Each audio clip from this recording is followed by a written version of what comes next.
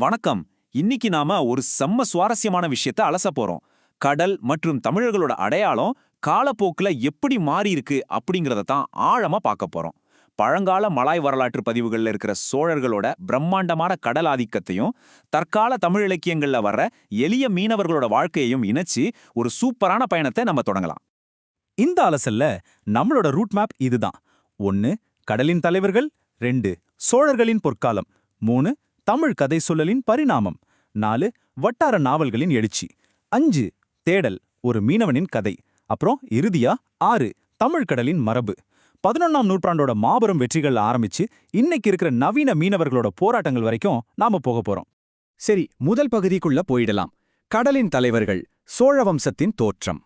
சோழர்களோட வரலாறு வளமான காவிரி நதிப்பள்ளத்தாக்குல இருந்து தான் தொடங்குது. இந்த டைம்லைனை கொஞ்சம் பாருங்க. சோழர்களோட பிரம்மாண்டமான தொடர்ச்சி இதுல ரொம்ப தெளிவா புரியும். வரலாற்றை 4 முக்கிய கட்டங்களா பிரிக்கலாம். கரிகாலன் காலத்து ஆரம்ப கால சங்க காலம், அப்புறம் ஒரு 3 நூற்றாண்டு இடைவெளி காலம், கிபி 848ல விஜயாலய சோழன் தலைமையில மீண்டும் எழுந்த இடைக்கால சோழர்கள், கடைசியா 11ஆம் நூற்றாண்டோட பிற்பகுதியில குலோத்துங்கன் தலைமையிலான பிற்கால சோழர்கள். இது ஆயிரக்கணக்கான வருஷங்களை உள்ளடக்கிய ஒரு பிரம்மாண்டமான பயணம். இந்த ஆரம்ப கால சோழர்களோட தோற்றம் சங்க இலக்கியங்கள்ல கொஞ்சம் மர்மமா புராண கதைகள் மாதிரி தான் சொல்லப்பட்டிருக்கு. அவங்களோட துல்லியமான ஆரம்பம் என்னவோ அப்படி புராணங்கள்ல மறைஞ்சிருந்தாலும் ஒரு விஷயம் ரொம்பவே தெளிவுங்க.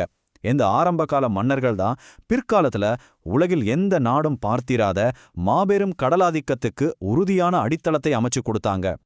இப்போ பகுதி 2, சோழர்களின் பொற்காலம், தெற்காசியாவின் பேரரசு. இங்க ஒரு முக்கியமான விஷயத்தை நாம கவனிக்கணும். முதலாம் ராஜராஜ சோழன், முதலாம் ராஜேந்திர சோழன் காலத்துல சோழர்கள் வெறும் உள்ளூர் அரசர்கள் கிடையாது. அவங்க தென்னிந்தியாவை வென்றாங்க, இலங்கையோட சில பகுதிகளை கைப்பற்றினாங்க, மாலத்தீவுகள் ஆக்கிரமிச்சாங்க, வடக்கே கங்கை வரைக்கும் சக்சஸ்ஃபுல்லா படையெடுத்து போனாங்க. அது மட்டும் இல்லாம மலாய் தீபகற்பத்துல இருக்கிற ராஜ்யங்களை தாக்கி வெற்றி கொண்டாங்க. இது எவ்வளவு பெரிய இராணுவ மற்றும் பொருளாதார பேரரசுன்னு கொஞ்சம் யோசிச்சு பாருங்க. அவங்க வெறும் பெரிய கடற்படையோட மட்டும் நின்னுடல. சோழர்கள் மாபெரும் கட்டிடக் கலைஞர்கள், சிறப்பான அரசாங்கம், தமிழ் இலக்கிய வளர்ச்சி, மாபெரும் கோவில் கட்டிடக்கலைன்னு பல விஷயங்களை நமக்காக விட்டுட்டு போயிருக்காங்க. கோவில்களை அவங்க வெறும் சாமி கும்புற இடமா மட்டும் பார்க்கல, அதை சமூகத்தோட மிக முக்கியமான பொருளாதார மையங்களாவே மாத்துறாங்க. ஆனா காலப்போக்குல சாம்ராஜ்யங்கள் மறையும் போது நாம ஒரு முக்கியமான கேள்வியை கேட்டுக்கணும். பண்டைய பேரரசர்களோட பிரம்மாண்டமான கதைகள்ல இருந்து சாதாரண மக்களோட அன்றாட வாழ்க்கைக்கு தமிழ் கடற்கரை கதைகள் எப்படி மாறுச்சு? தமிழ் பண்பாட்டோட கதையோட்டம் எப்படி இவ்ளோ ஆழமா ஷிஃப்ட் ஆச்சு? அதற்கான பதிலை பகுதி 3ல பார்க்கலாம். தமிழ் கதை சொல்லலின் பரிணாமம், தமிழ் நாவலின் பிறப்பு. இந்த மூலத்தரவே பாருங்க. இதுல இருந்து நமக்கு ஒரு சுவாரஸ்யமான தகவல் கிடைக்குது. 19ஆம் நூற்றாண்டோட பிற்பகுதியில தான் தமிழ் நாவல் அப்படிங்கிற ஒரு புதிய வடிவமே உருவாகியிருக்கு. குறிப்பா 1876ஆம் வருஷம் வெளிவந்த பிரதாப முதலியார் சரித்திரம் அப்படிங்கிற நாவல் தான் தமிழில் வெளிவந்த முதல் நாவல். இந்த அட்டவணை ரொம்ப இன்ட்ரெஸ்டிங்கா இருக்கு பாருங்க. கல்வியாளர்கள் தமிழ் நாவல்களை அதோட உள்ளடக்கத்தை வச்சு எப்படி 5 வகையா பிரிக்கிறாங்கன்னு இது காட்டுது. பழைய நிகழ்வுகளோட கற்பனையை கலக்கும் வரலாற்று நாவல்கள், சமூக பிரச்சனைகளை பேசும் சமூக நாவல்கள், மனித உறவுகளோட சிக்கல்களை விளக்கும் உளவியல் நாவல்கள், மர்மங்களை ஆராயும் துப்பறியும் நாவல்கள், அப்புறம் அறிவியல் கருத்துக்களை கொண்ட அறிவியல் நாவல்கள். அடுத்து பகுதி 4, வட்டார நாவல்களின் எழுச்சி, உள்ளூர் மண்ணில் வேரூன்றும் கதைகள். காலப்போக்குல சமூகத்தோட அடித்தட்டு வாழ்க்கைய ரொம்ப உன்னிப்பா கவனிக்கிற வட்டார நாவல்னு ஒரு ஸ்பெஷலான துணை வகை உருவாச்சு. ஒரு குறிப்பிட்ட பகுதியோட பேச்சு வழக்குல அங்க இருக்கிற மக்களோட பழக்க வழக்கங்கள், மரபுகள், அன்றாட வாழ்க்கையை மட்டுமே மையமா வச்சு எழுதுற நாவல் தான் இது. இது அந்தந்த மண்ணோட அசல் வாசனைய அப்படியே கண்முன்னாடி கொண்டு வரும். அதுல வர்ற கேரக்டர்ஸ் எல்லாமே அந்த பகுதி மக்கள் பேசுற மாதிரியே தான் பேசுவாங்க. இந்த வட்டார நாவல்கள் வெறும் டைம் பாஸ் கதைகள் கிடையாதுங்க. உள்ளூர் மனத்தை காட்டுறதோட மட்டும் இல்லாம அந்த சமூகத்தோட தனித்துவமான பிரச்சனைகளை முன் வச்சு அதற்கான தீர்வுகளையும் தேடுது. இது ஒரு குறிப்பிட்ட சமூகத்தோட நிஜமான சிக்கல்களை காட்டுற கண்ணாடிகள்னே சொல்லலாம். இது நம்மளை சரியா பகுதி 5க்கு கூட்டிட்டு போகுது. தேடல் ஒரு மீனவனின் கதை. பொன்னீலன் எழுதின இந்த தேடல் நாவல் நவீன கால கடலோர மீனவர்களோட வாழ்க்கைக்குள்ள நம்மள நேரா அழைச்சிட்டு போகுது. கன்னியாகுமரி மாவட்டத்தில் இருக்கிற மீன்பிடி சமூகங்களுக்கு நடுவுல நடக்கிற கதை இது. சில்வி அவளை ஒன் சைடா காதலிக்கிற தாசன் இவங்கள சுத்தி கதை நகருது. சில்வி இயந்திரப்படுகு வச்சிருக்கிற முதலாளியோட பையனான ரூபனால ஏமாற்றப்படுறா. ஆனா ரூபன் ஒரு பணக்கார முதலாளியோட பொண்ணை கல்யாணம் பண்ணிக்க ஓடிடுறான். கடைசியா நண்பர்கள் சேர்ந்து சில்வியையும் தாசனையும் ஒன்னு சேர்க்கறாங்க. வறுமையால ஒரு தனிப்பட்ட உறவை எப்படி பாதிக்கப்படுதுன்னு இது ரொம்ப அழுத்தமா பதிவு செய்யுது. இந்த மூலத்தரவை நாம அலசும்போது ஒரு விஷயத்தை ரொம்ப கவனமா நோட் பண்ணணும். பாரம்பரிய கட்டுமர மீனவர்களுக்கும் பணக்கார இயந்திர படகு உரிமையாளர்களுக்கும் நடுவுல நடக்கிற பொருளாதார மோதல எழுத்தாளர் எந்த ஒரு சார்பும் இல்லாம ரொம்பவே நடுநிலையா பதிவு செஞ்சிருக்காரு. இயந்திரமயமாக்கலால் பாரம்பரிய முறைகள் எப்படி நசுக்கப்படுது அப்படிங்கிற நிஜத்தை இந்த நாவல் அப்பட்டமா காட்டுது.